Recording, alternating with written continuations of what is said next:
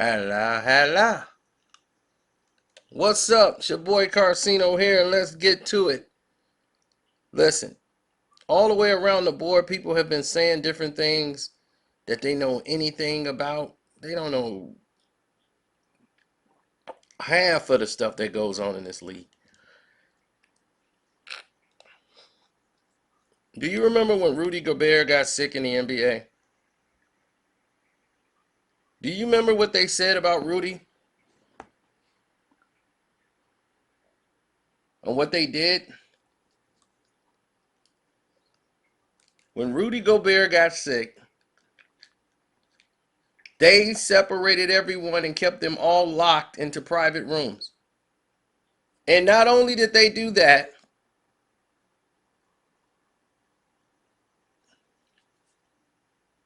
they isolated both teams, the referees who were in contact, anybody that was associated with Rudy Gobert.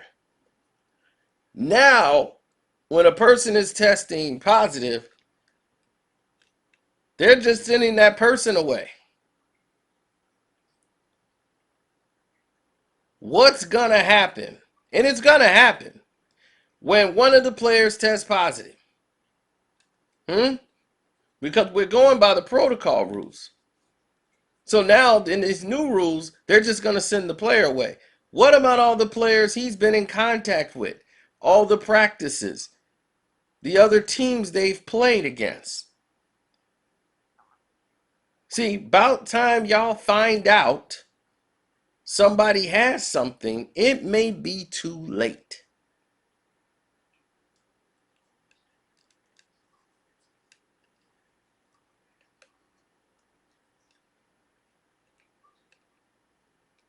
See what I'm saying? Westbrook decided to tell the public he had it, not the NBA. James Harden got it, and now he's been cleared. But we didn't even know James Harden had it. It was leaked out that he had it, and people act like he got it that day. No, he's had it. He was sitting on it. But other people were saying, oh no, he didn't have it. No, that's why he wasn't on the team playing.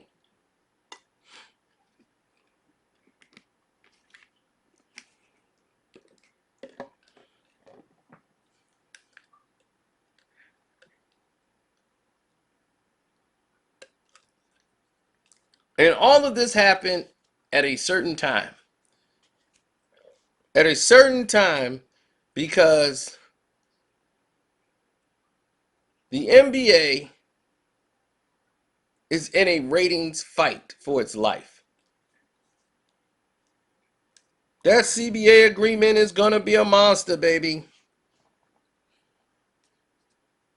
The NBA on TNT ratings were a record low. ESPN, the NBA on ESPN, record low. They're going to say, but no, not LeBron James. When LeBron play, the ratings are high.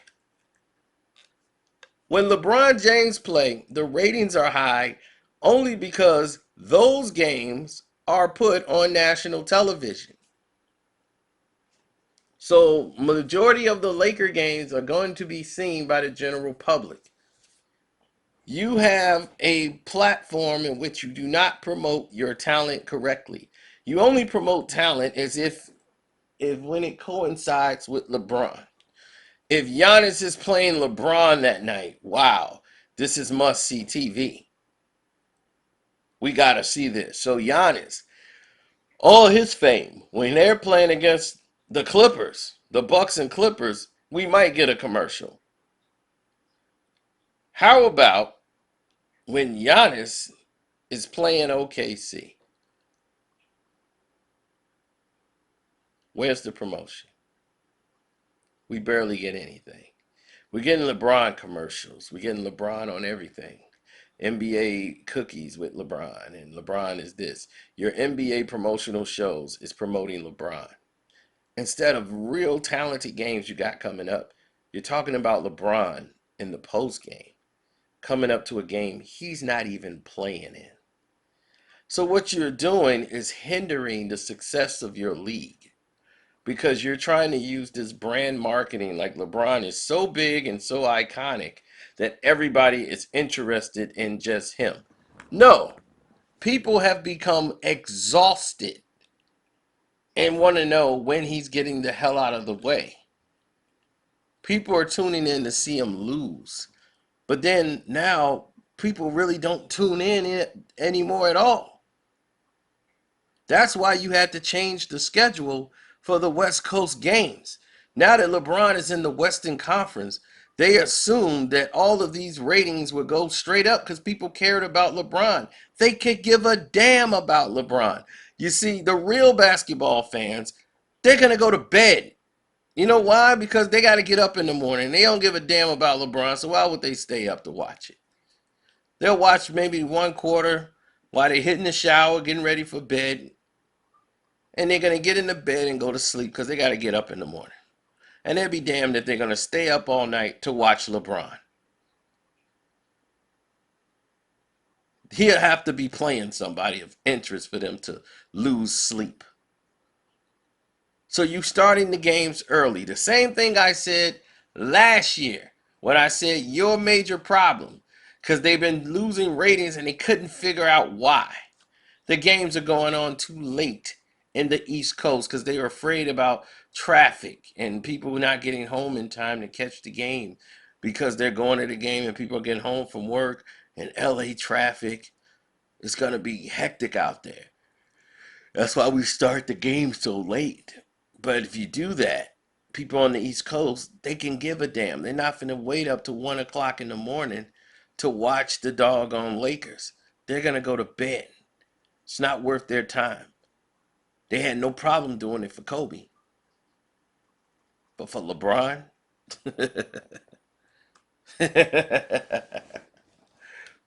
amazing how Kobe ratings was very high on the East Coast when he played for the Lakers. Rest in peace to the king, Kobe Bryant.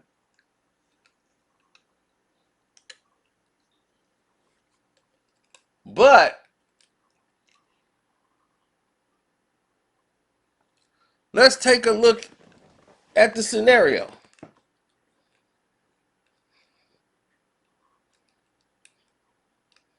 All these record low numbers. The NBA on ABC, they're looking like idiots right now, and they're going to have to come back to the table, and they're going to go to the collective bargaining agreement, and they're going to figure out what is going on with the NBA. Is Carcino right? Carcino is always right when it comes to this, and everybody knows I am. The people that matter, oh, they listen to what I have to say, because they say that guy knows something. He's not like the rest of these guys that's out here just spewing off emotion and mad about a call. He knows how this system works. And he's going to blow the whole thing up and burn the house down. Absolutely. Burn it down to the floor. Because it needs to get back to basketball. Your problem is you've made the game uninteresting. You turned it into isolation basketball because that's the only type of game LeBron James could play. So now everyone must play like LeBron and go isolation one-on-one. Play 4 and out. There's no movement of the ball. So when everybody's playing this way, you're wondering why teams are not winning that way. Because other teams defensively, you've made it very easy to guard. Because they only got to worry about one guy doing something. But when that one guy can't really get it done because it's difficult, teams have learned how to play, then yeah, you could beat a team like that. Take a guy out by just playing movement. That's why the Spurs were very successful. Teams that win championship play basketball the right way. The San Antonio Spurs, right? They were the ones.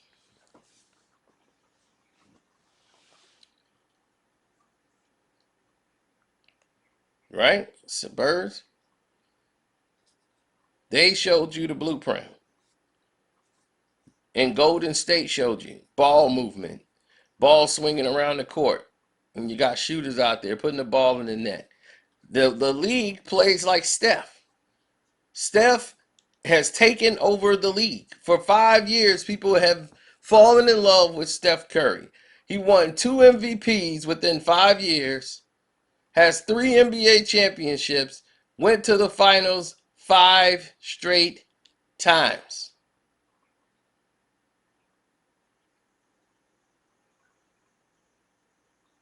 He's 3 out of 5. Now, with that being said,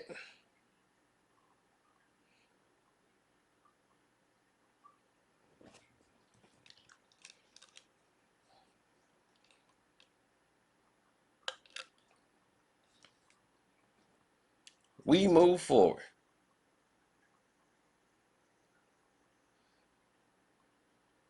Probably finna say, what are we moving forward to now? We didn't cover it all. No, we have not. We just getting started. The NBA players now are more spoiled than ever before. You got stupid people that have addictions that are playing basketball. Most of these guys that play the game, they barely know how to play. I would say this is probably the worst crop of pool of basketball players in probably the history of the game. The history of basketball. That's how redundant it has become. The game has become a travesty. Teams that play the right way and move the ball around and have guys all the way in position, those are the winning teams. All these ISO ball and guys who don't know how to play in the post, guys who don't know positioning on the court, chemistry and everything else, those teams don't win. And you're going to say, oh, well, the Lakers, well, they're going to carry them. You got Anthony Davis. You got all these former MVPs and All-Stars on one team, and you guys are begging for Giannis to come play in for the Lakers. But you want to get mad at Kevin Durant for playing with Golden State. Slap yourself in the face for even making that stupid comment. Y'all just want to see that bum win. That's it. Now, here's another reason why their ratings are down. People are waking up. It's been crap basketball for years. The NBA playoffs is where they make their money. For the whole season, the NBA playoffs is where people zoom in and say, this is what it is about. It's the start of the playoffs. This is where it goes. Nobody used to miss the first round of the playoffs. People, this is the playoffs. People want to tune in and see who's going to win, what's going down. They want to see it. But you know what they're doing now? They're just like, screw it. I'll just wait till the NBA Finals. They don't care. And you know why they don't care? Because you don't care. The whole first round is a sweep. Everybody's getting swept. The NBA Eastern Conference means nothing. The Western Conference means nothing. Let's just get to the finals. They had Cleveland losing 2 games or 3 games and had Golden State losing 1 game. The year before that was the most 20-point blowouts in the history of the NBA playoffs. I watched the game with Atlanta and I believe Boston, one of those teams. But I know there was a 20-point lead, then they lost it, and then went down by 20 and came right back again. It was crazy. I was like, I've never seen this many 20-point swings in my life. Normally, if the team is down 20, that game's over. That game is over. because they're going to spend 3-4 quarters trying to claw it back. In today's game, 20-point lead, oh, you'll get that in the next 3 minutes. You'll be back tied.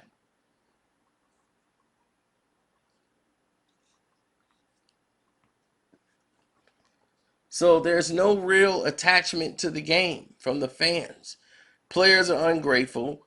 Owners are trying to salvage whatever they can get. And people just want to do what LeBron does, say, well, that guy got to go around and do his team. I'm going to trust the market too. They have no identity or no drive to want to win a championship. They want to get paid.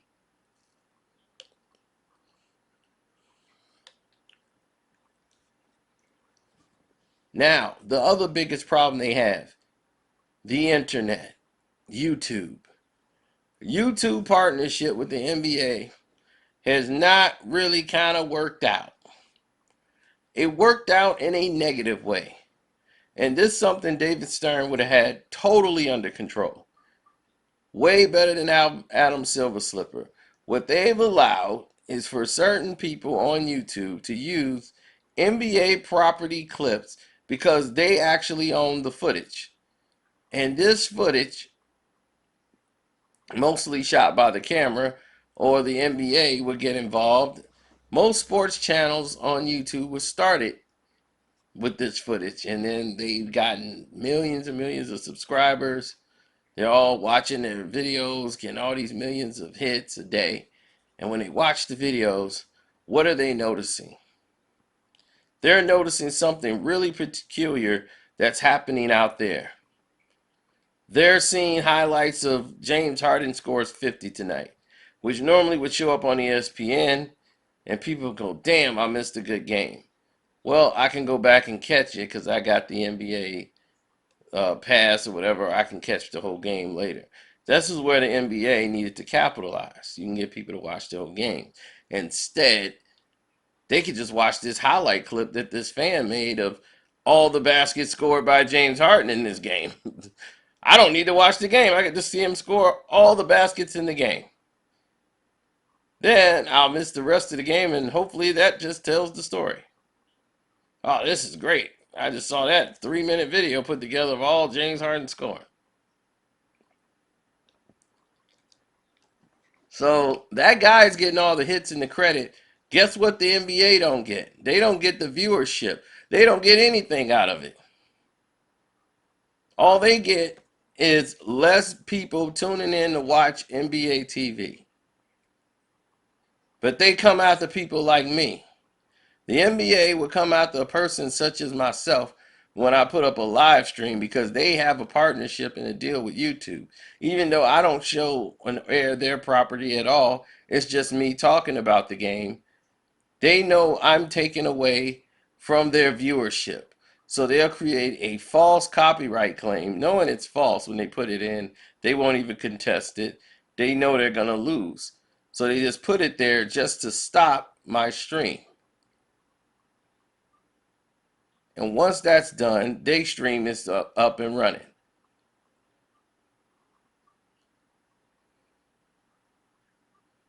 Which is completely unfair practices.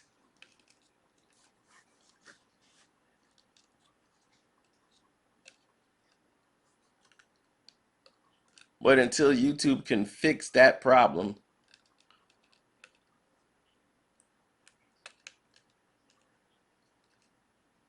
we will continuously be in this cycle. Right?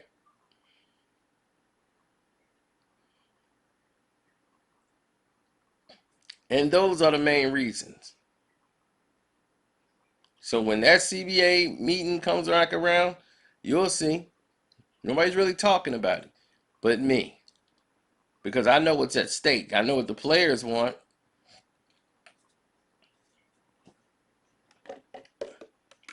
And looking at Patrick Mahomes' deal, the NBA players are not going to go with that. There's no money out here, and they're watching Patrick Mahomes walk away with hundreds of millions of dollars, almost $400 million in guaranteed money. Players see that from all sports and they start saying, hey man, what about me? It's a very cynical world out here, ladies and gentlemen. You better keep yourself in tune. And for the rest of the people out there talking about I'm too hard on LeBron James, man, screw you, man. What you talking about? I'm telling the truth. If you just a hater of me and you're the hater of the truth, you're worse than Trump. LeBron has done everything in office to be voted out. If this was a vote, LeBron would have been gone years ago. All the things he's done in this league, he's single-handedly ruined what basketball is supposed to be about.